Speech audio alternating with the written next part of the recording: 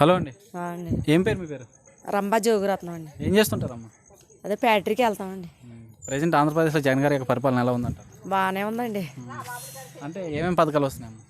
అదే చేయూత వస్తుంది, రైతు భరోసా పడుతుంది, మూడేసి డబ్బులు వస్తున్నాయి, అన్నీ బాగానే పడుతున్నాయండి. జగన్ గారు ఏవైతే నవరత్నాలు ప్రకటించారు కదా, 9 పథకాల్లో అన్ని పథకాలు ప్రజలందరికీ అందుతున్నాయి. అందుతున్నాయండి, అన్నీ వస్తున్నాయండి.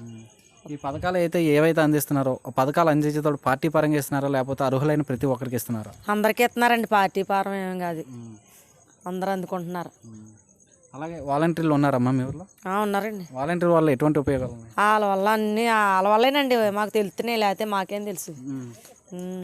పథకాలు ఏమొచ్చినా ఇంటికి వచ్చి చెప్తున్నారా? చెప్తున్నారండి. అలాగే సచివాలయం కట్టారు మీ ఊర్లో?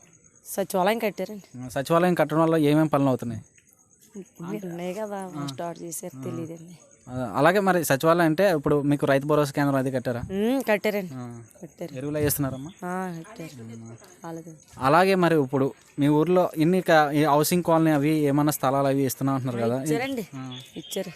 చాలా మంది కట్టేసుకున్నారు, ఇచ్చారు కూడా. మరి అలాగే నెక్స్ట్ మన ఆంధ్రాలో అయితే ఎలక్షన్స్ వస్తున్నాయి, ఏ పార్టీ వస్తే బాగుంటుంది?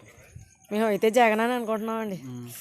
మరి అటు పవన్ కళ్యాణ్, చంద్రబాబు నాయుడు గారు కూడా ఎక్కువ హామీలు ఇస్తున్నారు, పేద ప్రజలకు ఎక్కువ ఇస్తూ ఉంటున్నారు. ఇచ్చినా తీసుకున్నా వాటి మీద అపమానంతో వేయాలండి, తర్వాత సంగతి వేరే కానీ. మరి ఫైనల్గా చెప్పి మరి శర్మిల గౌడ గారు కాంగ్రెస్లోకి వెళ్ళారు, ఆమె కూడా పోటీ చేస్తుంది, ఎలా ఉంటుంది అంటారు? మరి ఆయన సొంత చెల్లెలే కదా, ఎలా ఉంటుంది అంటారు? ఏమండి, మీ ఓటు ఎవరికి వేస్తారు ఫైనల్గా? జగనేనండి.